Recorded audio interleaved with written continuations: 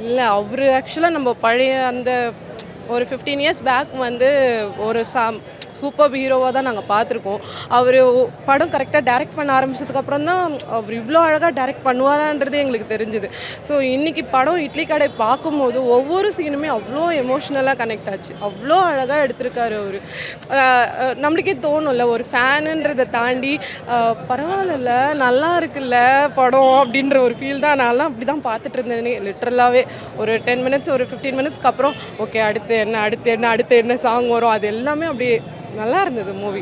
திருச்சிற்றம்பலம்ல நித்யா மேனன் அவங்களுக்குள்ள ஒரு கனெக்ஷன் இருக்கு இல்லையா? இதுல எப்படி இருக்கு? சேம் அந்த மாதிரி தான். ஐயோ! அந்த கியூட்னஸ் அது எல்லாமே நல்லா எடுத்திருக்காரு. ஆக்சுவலா இவங்களோட காம்போ நல்லா இருக்கு.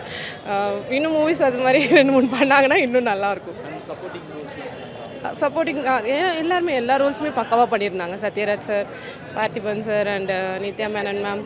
அதில் இருக்க எல்லா க்ரூஸுமே நல்லா பண்ணியிருந்தாங்க. ஜிவி அவங்க மியூசிக் ஆ அவரு எங்க ஜிவி பற்றி கேட்குறீங்க. அவர் தான் ஆக்சுவலாக நல்லா இருந்தது.